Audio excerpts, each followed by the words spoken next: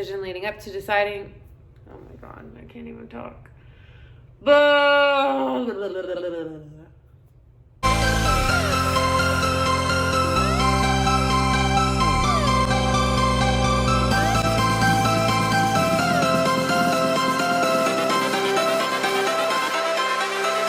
life.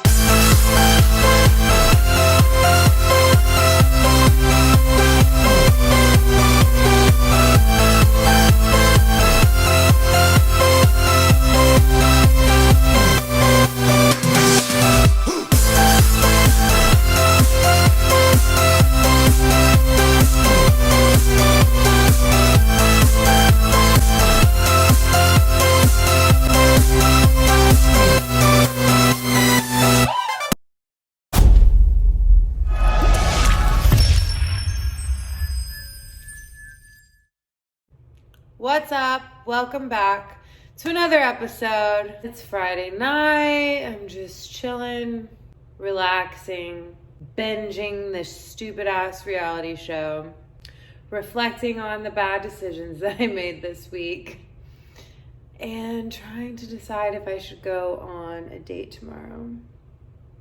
But enough about me. Welcome back to part dos of the conversation with my brother. In this part, he talks about kind of like his history of using, the things that happened leading up to his decision to go to treatment, and then his relapse, and then the actions that he took to kind of get a hold of things again and get back on track.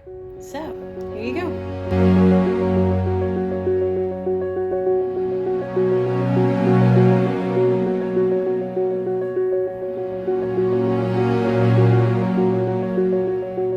I had drank a couple times, you know, like when I was probably in like 5th grade. Yeah.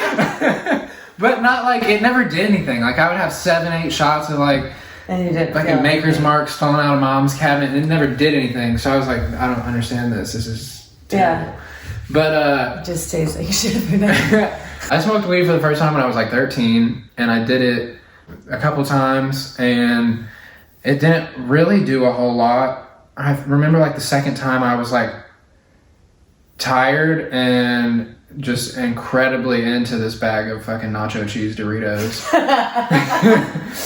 And I was like, this is heaven. I don't know what's going on. But I didn't like feel like, when I think back to like how I was thinking, like, I don't feel like I was high. I feel like I was just kind of getting some side effects from it. Yeah. But then I never did it again. That was like in 8th grade. I was like 13 all throughout 8th grade. So I never did it in my freshman year of high school at all until the very last day of school. It was like summer break.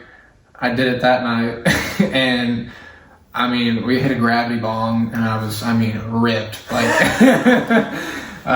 and I just remember feeling so happy, and everything was so funny, and I just loved how it made me feel. And so I started buying it on my own, and I would smoke like, I smoked a couple times like on the weekend here and there, and then after a few weeks it like became an everyday thing, and then like an all day everyday thing, like before school, right when I got home from school, and then right when I would start coming down and just smoke until I fell asleep for the night. And then if I would wake up in the middle of the night, I would start smoking weed, just because, you know, I think with anybody, if you're an addict or not, you start smoking weed before you go to sleep. If you don't smoke weed, you're not gonna be able to sleep because your body's just used to it that way. Just like if you take Benadryl every night or like anything, your just body kind of gets used to it. But I started smoking every day when I was probably 14, or maybe I just turned 15, and that was all I ever did. I drank a couple of times, but I never liked the taste of it. I remember one time I just forced myself to take this like half gallon of Captain Morgan, and I just like chugged it for like 30 seconds, and then I was like, because I'd never really been like drunk, and like I felt that, and that was hilarious to me. But like still, I just always wanted to smoke weed. Like I didn't, I could drink here and there, but like I had to do it before I started smoking, because if I smoked, I didn't feel like drinking. It was like, I don't need it anymore. Yeah. Maybe that. I feel like a lot of people are kind of like that too. Yeah. It's like, if I drink, I'll smoke. But if I smoke first, it's like, I don't really need to drink. Yeah. But it went on like that. And then when I was like that went on for probably 2 years, just all day, every day. And I didn't have a job. Who knows how I got the money to fucking buy all that weed? Like, it's so weird how addicts can make all this money to support like a several $100 a day drug habit, and they don't have a job. Like, I mean, I know people that like from treatment that would, I mean, Holy shit. they'd be spending like $1,500 a day on meth, and it was like they don't have a job. Like, how the fuck are they getting that? Because they don't know how to make that money sober. That's crazy. It's weird. Like something about that disease. It's like that's what you need, and you're gonna do everything that you can to get to get that money. Yeah. And so that went on, and then I had a friend at the end. It was like in April of my junior year of high school. He started getting into like the dark web, like darknet markets and stuff, where you buy drugs with Bitcoin. They send it to your house. And, Really? Yeah. And we were interested in trying some acid, so he bought some of it, and he wasn't able to take it for whatever reason, and so he gave it to me, and I tried it, and I don't really remember. I didn't have like a terrible time, but I don't like, it was just like really confusing. I took too much of it, and I don't know. I remember it was just like insane. Like it was like I went through every single emotion, and it like felt like it lasted a whole lifetime. Like I remember like at one point like sitting down, just like closing my eyes and thinking, and it felt like I was sitting there for like 5 or 6 years, and it had been like a minute and a half. Oh my gosh. And so I don't know why I enjoyed it, but I know like after it was over, I was like, damn, I'm gonna do that again. And then I did it again one more time, and that same friend had started buying Xanax online, having it shipped to him. And I never tried it before, and I did it the first time, and I think I knew like instantly like it was going to be a problem. Really? Yeah, Because you felt awesome? I couldn't stop. Like that night, I had bought like 4 or 5 of them, and he told me to take half, and then like an hour into it, I was like, should I take another half? And he was like, do you have anything to do tomorrow? And I was like, no. And he was like, I guess you can take another half, but don't take any more than that.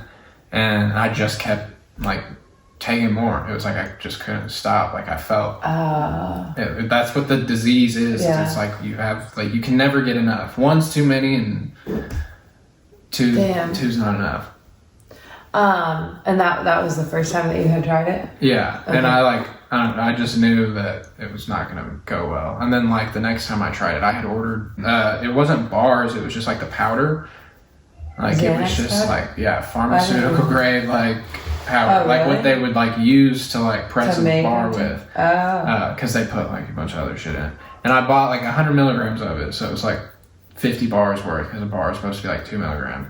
And I had taken a little bit on my finger and like licked it, and then I remember like going downstairs to get a yogurt because I was gonna pour a little bit more in that. And then next thing I know, it's like 3 days later, and my dad found me like on the floor. I guess, I don't know, he didn't know what the hell was going on in the morning, so I was supposed to go to school, but they never found it. I don't know if he found like the empty bag or if he didn't find it or anything, but I'm pretty sure I took all of it like that night. So like That night? Yeah.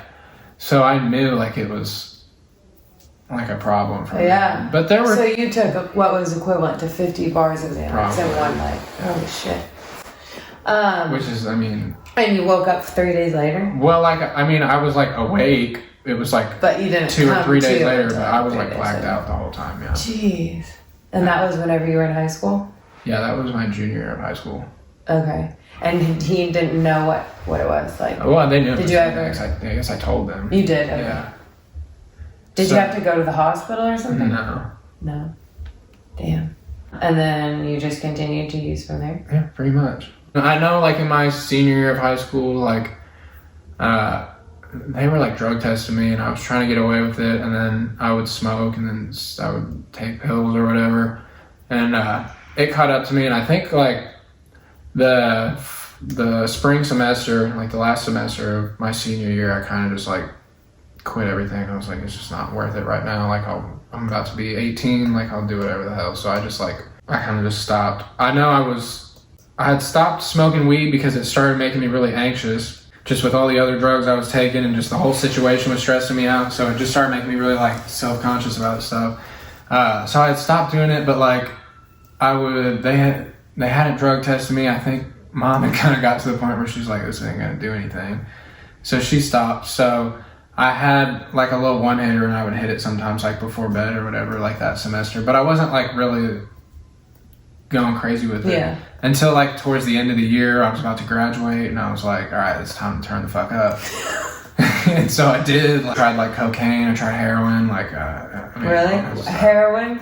Is that? Do you have to use a needle for that? No, you can snort it or smoke it. I just snorted it. Okay. But I mean, it gets to the point with like a needle. Yeah. When you tried the other things, did you like those too, or did you always kind of go back to? Did you not like? Because you just tried them. You didn't. They weren't like a like cocaine. I've done like a handful of times, and I'm not really into like stimulants. Like I had a point where I would like. Stimulant? No, heroin's a depressant. It's an opioid, so it's like a oxy.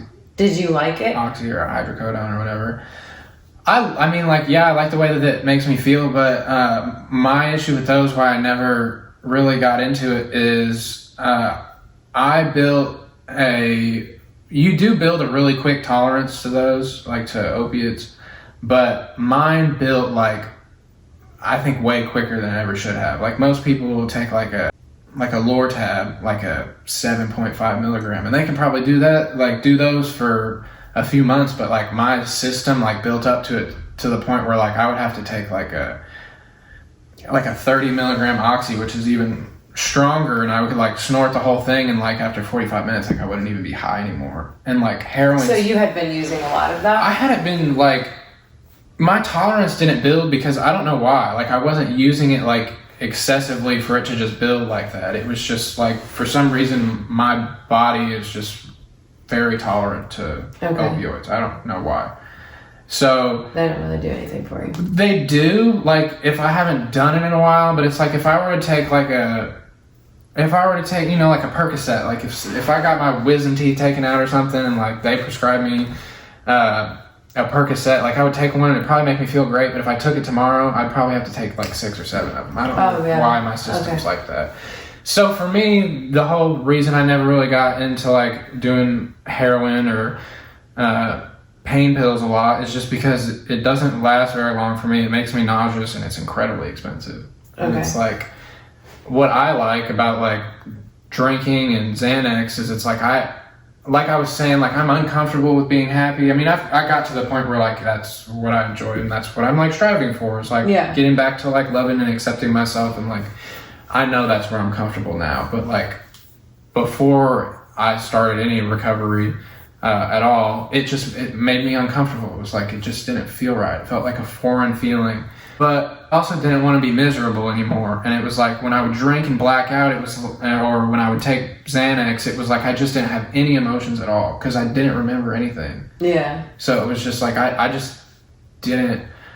I mean, it sucks to say, but like when I'm getting high, like I don't want to be alive.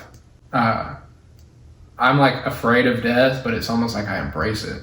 Whenever you're high? Because it's like... Or just anytime? No, like when I'm high. Like now, it's like, no, I don't want to die. Like, yeah. But when you're high, I want to be happy. But like when I'm high, it's like it doesn't seem like being happy is a possibility at all. It's just like there's either being high, there's like I can be dead. Yeah. And those are like the only two things that like seem like they're real. Is that how you were feeling whenever you decided to go to treatment? Well, I didn't really even know I was going to treatment until the day that I went. So you hadn't been thinking about going, like... I had, actually, because one of my friends, like, I hadn't talked to her when I was in treatment until, like, 2 weeks before I left. Like, she found out, like, the number where I was at, and she called, because I didn't know her number. So I didn't know how to get in contact with her. I tried a couple times, but when I got on the phone with her, she was like, it's so crazy because I was in Florida. It was like a month before I left, and like I was in Florida, and I guess I was drunk, and I told her, I was like, I think I'm gonna go to rehab when I get home. It was just like some drunk thought. And like I meant, like I knew like in the months leading up to it, like I need to do like an inpatient thing, but I was just like terrified to make that decision. Yeah, I bet that's scary. So I just like I stopped doing any drugs, and all I did for that like last month before I went to rehab was just drink alcohol. And And she was like, it's so crazy because like the last thing you messaged me was like, I think I'm gonna go to rehab, and then like I just don't hear from you. Like she was like, I don't know if you died or if you went to rehab or whatever. Yeah, because like I didn't really tell anybody. Yeah. Leading up to it, I don't know how I felt. I think at that point I was kind of like, oh, I'm not doing drugs, I'm just drinking, it's whatever. But oh, really? yeah, I was the only thing that was really bothering me was the hangovers, which is terrible. Yeah. But, were you drinking like every day? No, usually when I drink, I'll drink for like 2 or 3 days in a row. Like I drank the one night because I want to drink, and then I drank the next day, not because I really want to, but because I don't want to be hungover. And then if I can get to the point of the third day, well, I'm either like, I gotta drink and this is gonna be awful the next day, or I'm just gonna have to like suck it up and face this hangover and get it over with. But I've never like gone any like longer than that. I've never been like an everyday drinker for like months on end or anything. For somebody who's maybe struggling with addiction or using that hasn't gone to treatment yet, or is maybe contemplating like, is this a problem? Do I need help? Were there any other factors outside of how you were feeling mentally, emotionally, or even physically, like the hangovers? Anything that was happening in your life that was a cause of drinking or using that made you feel like you needed to go to treatment? To go to treatment or to get a hit, like hold on it? Was it affecting other things? Like I mean, it affects everything. It affects your relationships with your family and your friends or significant other or whatever it is. I know there's some functioning like alcoholics out there, but the majority of them aren't. So it's not like you're not in any like financial stability or anything like that.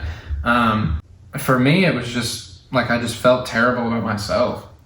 And like a lot of that is just guilt, I guess. Yeah. Because you do realize like how you treat people, and like, it's almost like you don't mean to. Like I've told people before, I feel like when I'm using, it's like I'm possessed by a demon, and it's like I'm just like watching what's happening. Don't know. Yeah. But I'm like inside, I'm not trying to hurt anybody, but it's like I can't stop. You can't like I'm doing. Yeah. This time after you relapsed and you went and you gave your lead, then you came back, you drank that night, and then you said that's the next day was when you started using it. And how long were you using or drinking again before you decided you needed to do something, or like, oh shit, I'm getting in trouble? Yeah, so I drank that Thursday, drank again Saturday, started popping pills Sunday, and then like went to work on Monday, and I had like another bottle in my car. Did you go to work sober, or were you? No, no, I was still like, I was probably still like fucked up from the Xanax, and I had been drinking like all night. So I'm sure I was like hungover, but I didn't really feel the hangover because I was on pills and I had some Xanax left over, so I took that, and I'm pretty sure I drank like the whole fifth before I like got to work. I don't know how. But so my brother like took me home. I remember I was like, where are we going? Like as soon as you got there? I guess. I don't know. Like I don't really, the only thing I remember is like I'm in his car and I was like, where are we going? He was like, I'm taking you home. You're too fucked up. Oh shit. And I was like, all right, cool. And then the next day they were like, we're going to give you a personal day, but if you come in to work, you know, drunk or high again, we have to let you go. And I was like, all right. And I knew whenever they said that I was losing my job. Like, I just knew I wasn't gonna be able to stop. Yeah. And my boss is in recovery, and he told me, he's like, go to these meetings. And I was like, all right. So I think the next day when I got fired, I don't think I went to a meeting that day, but I think the Thursday, I started going to meetings. I went to one like 3 or 4 days in a row while I was high or drunk or whatever it was that I was doing. And then that Monday, so it was about a week after I'd started doing drugs again, that I woke up in the morning and there's like a half empty bottle of wine next to my bed. And I went and picked it up and I took a sip out of it. And then I was holding it in my hand and I went to go take another sip and I just looked at it and I was just like, I can't fucking do this anymore. So I went downstairs and I gave the bottle to my dad and I was like, I gotta go to a meeting today. I was like, I can't do this. This is miserable. And so I've been to a meeting like every day since then, and Yeah. And that was your first Yeah, like that was- sober day again, yeah, or May is the 3rd. mark? Okay. Had So it was you like a week. after you got out of your rehab, the 6-month program, were you going to meetings? Well, I had to do Before you started using I it? had to do online meetings for a month, just to like complete and get my certificate. But I wasn't doing any in-person meetings. I tried to go to like 2 or 3, but they were closed. So it was like, I don't know. I kind of felt like it was pointless. It was like I don't want to keep driving to these meetings if they're not They're open, not because it's yeah. not like they were like posting online or anything. Yeah. So I didn't. And then whenever I finished, I was just like, I had already met that dude, and I felt sick already because I knew where that was going to go. And they call it the peculiar mental twist, which is the mental state that precedes a relapse. And they say you relapse in your mind before you actually put anything in your body. And so by the time I had graduated and like finished treatment, I didn't really care to go to meetings or anything, because I already felt like I had dug myself in this hole. And I was just like, it's just a matter of time before I start using again. So Yeah. and I had, like a reservation, like whenever I went to treatment, I wasn't sure if I was ready to get sober. So, and you can't stay sober with that mindset. Like, you have to be sure that that's what you want. So, I mean, a lot of it was, I was just letting myself get put in those situations because it was like, I'm gonna get high again one day anyway, so it doesn't really matter. Like, I had no confidence whatsoever that I could stay sober long term. Immediately, like even whenever you got About like, 4 months, 3 or 4 months into treatment, I realized that. And then I tried to work on it with my sponsor, but I just kind of like gave up on it. Like, I just acted like it was all fine because I was like, I'm going to have to go figure it out for myself, I guess. So you did tell your sponsor while you were still in treatment, like, hey, I think I'm going to have trouble staying, so I know. Well, I said I have a reservation. Like, I want to leave here whenever I'm done, and I want to get high. Oh, so you were already feeling like that Yeah. before even. Yeah, because I just wasn't sure. I was like, am I sure I'm ready to give this up? Yeah. But then, I gave in and I got high, and I was like, yeah, that ain't for me. That ain't it, fam. Getting high? Yeah, I was like, that ain't it. So whenever you, now you're in sober living, Yeah. what made you decide that you, like, that was the best decision for you? Because I think it was an awesome decision, but nobody, like, I think with rehab, it had been kind of like encouraged, especially by people in the family maybe, but with this, nobody, I don't think, said anything to you. No, nobody did. Actually, you did. You sent me a text message that indirectly, like, jump-started that, like, decision. And it had nothing to do with me moving to Bowling Green or anything. So, I was sober for a week, or 6 days. It was Mother's Day. And I didn't go to like an in-person meeting. I was just planning to go to do a Zoom meeting online because I was hanging out with Mom whenever the meeting was going on during the day. So I went home and I'm sitting in this Zoom meeting, and I like opened our text messages, and you had sent me something. I guess I like opened it. It's like one of those where like you have your phone open and somebody sends you a message and you don't notice it and you close it. So it's like there for like a day. Yeah. And then you like go back to the conversation. You're like, I don't remember them sending this Yeah. at all. But you had sent me something. You're like, I wish you lived closer so that we could record music. And like, I had this idea stuck in my head.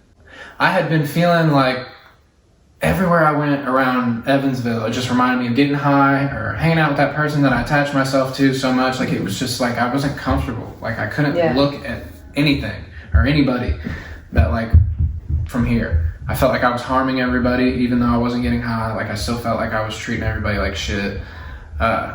And it's just kind of hard. Early sobriety is not easy, and it can't be like easy for other people to like witness that. It's so crazy because I can't put myself in the same place as you, because I don't say that I did struggle like with addiction. I did have a problem with like prescription pills, but it was like I was prescribed to them.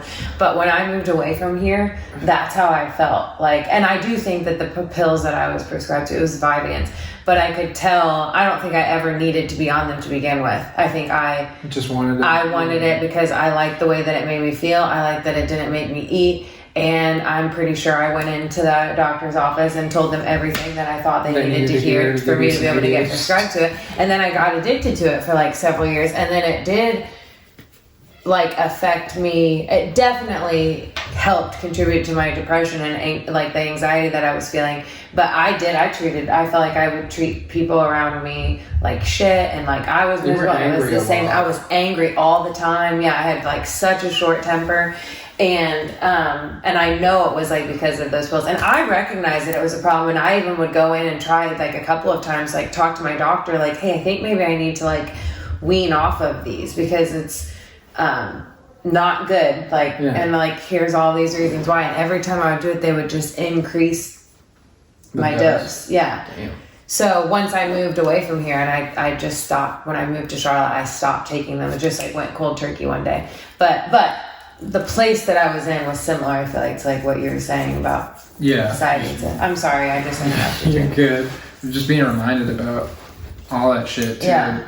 But you sent me that, and so I'm sitting there, and I read it, and I was like, oh, maybe I should move to Charlotte. Maybe that'll fucking make me feel better.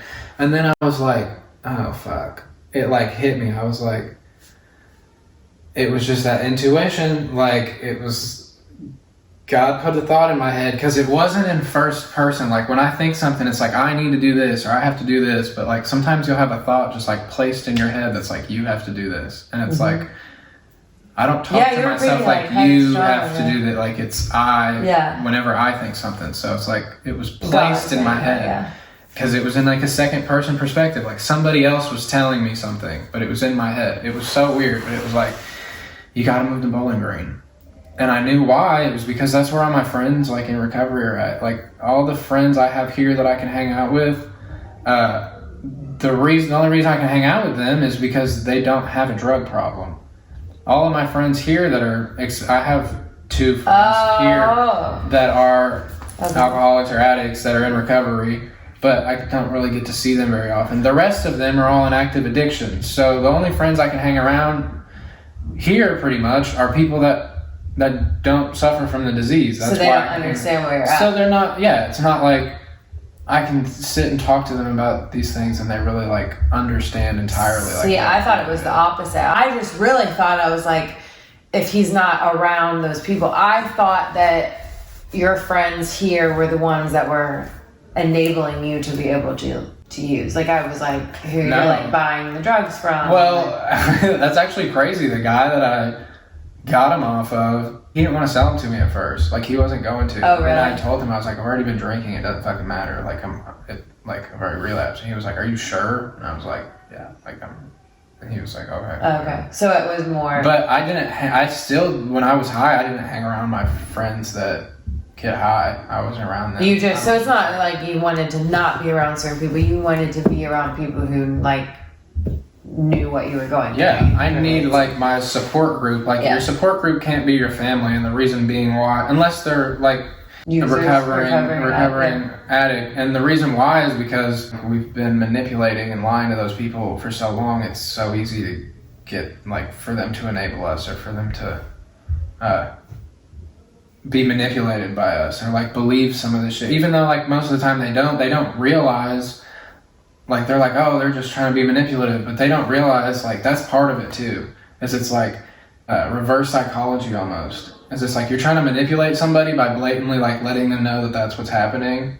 It's so fucked up. Really? Yeah, it's alcoholic as fuck. Yeah. The thinking behind it is just like somebody knows that they're like that you're trying to manipulate them, so they act a different way, and it's like that's how I wanted you to act. Like I wanted you to do this. I wanted that you to enables do your that. behavior. Yeah.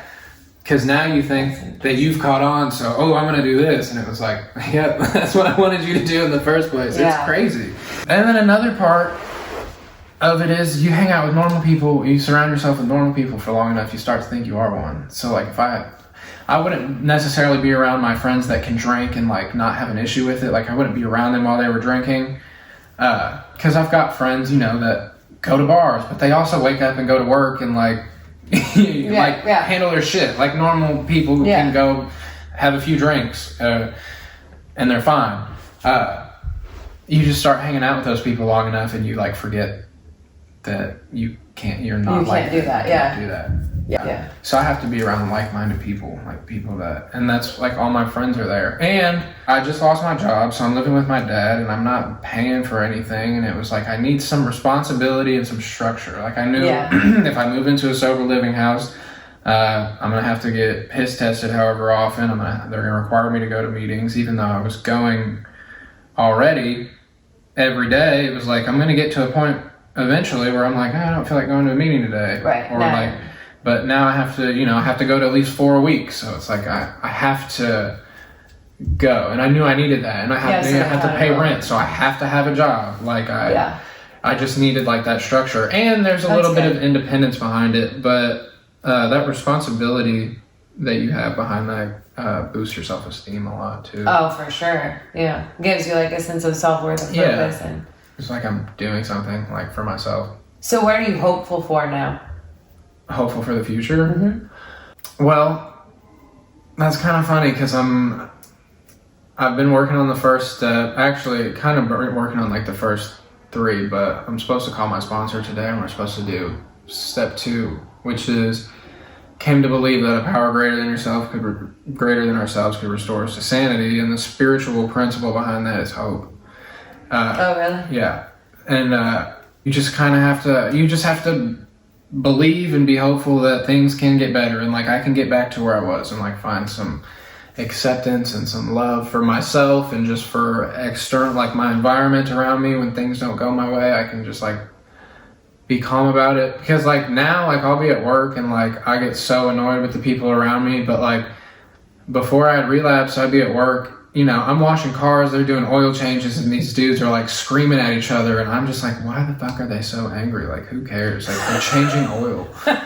You know what I mean? It's like, why does this matter? And it's like, I'm kind of back in like that mindset again where I'm like right there with them. I'm just like aggravated at this shit that doesn't matter at all. So like, I'm hopeful for finding just that peace of mind and just contentment, and ultimately like growing my spirituality, like my spiritual life, my connection with God, because I've seen where, I say 7.5 months, that's how long I was sober, but I really don't even feel like I was sober past 6.5 months, because even though I wasn't using, I started feeling like I was about to relapse again, and like I was just becoming sick again. But I've seen where that got me, and like how I wasn't on edge or anything, and like I feel like I'm really in tune with those kinds of things. Like I think I have a good eye for just like noticing spiritual things that's going on, and just like things around me. Like I'll send you all the time like weird coincidences. It's like most people will be like, that's weird, and I'm like, there's something like deeper than that. Yeah. Just as simple as like, I don't know, a song coming on, or like a video on my phone that like pops up that I like sent you, and I was like, this is crazy, we were just talking about this. I'm just hopeful and excited for those things to like come back. But honestly, I don't know, like there's a lot of things that you want for yourself, but that's not really what you need. And it's like, if you just keep doing what you are supposed to do, like you're blessed with things that you didn't even know you wanted, but they're much better than what you thought you wanted. Yes, that's so true.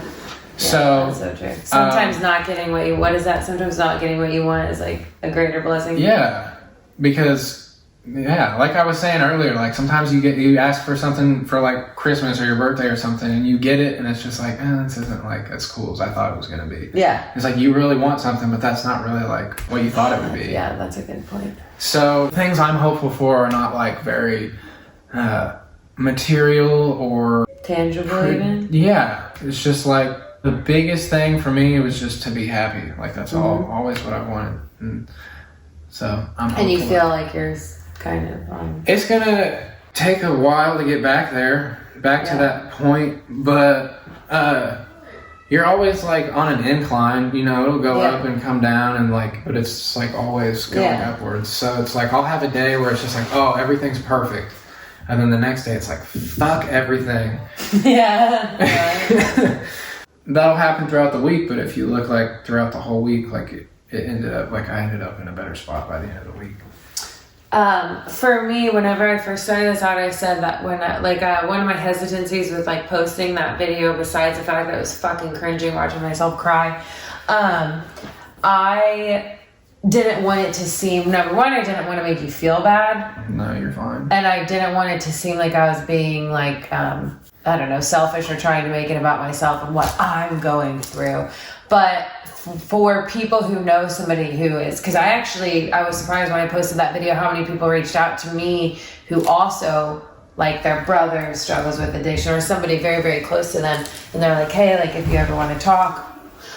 So for people who knows, like, a loved one that is struggling with addiction, how can we be supportive? I think they have to take a very distant approach to it. There's not something specifically that you feel like you need from us. No, if anything, I think what, like, family members or just loved ones of an addict need in general, they just need to worry about themselves, like, because that person, until they decide to, like, do something different and start getting sober and work the program or whatever, they're just going to keep fucking you over. So you just have to set boundaries and make sure that you can be healthy. That's the only thing that you can really do, because anything that you do to, like, try to help them, it can either help them or it can hurt them. Like, everything that you do. Yeah, it really is a decision you have to, like, make for yourself. Yeah. You can't help somebody that doesn't want to be helped. Exactly. Well, thank you for being transparent and vulnerable, because I know it takes, like, a certain vulnerability to be able to talk about what you're going through. I know for me, whenever I do this, it is hard at first, and it's hard sometimes to unpack things, especially in front of a camera or because you know that you're, like, being watched. Yeah. Yeah. But it almost is, like, therapeutic. And then also I think that there is one of the things that I, like, live by. I saw this quote years ago. I don't even know who said it, but it was like, use your pain to heal other people. Yeah. And that's kind of what I feel like you're. Yeah, I mean, you can share your experience, strength, and hope, as they say all the time. And it does. I mean, like I said, like, I can be in a room of 80 people at a meeting and say something, and 79 of them won't get anything out of it. But one person really needed to hear everything, or one thing that I said, or whatever. Yeah. And, like, for me, a big part of the program is helping other people. That's the whole 12th step. It's just, like, giving back.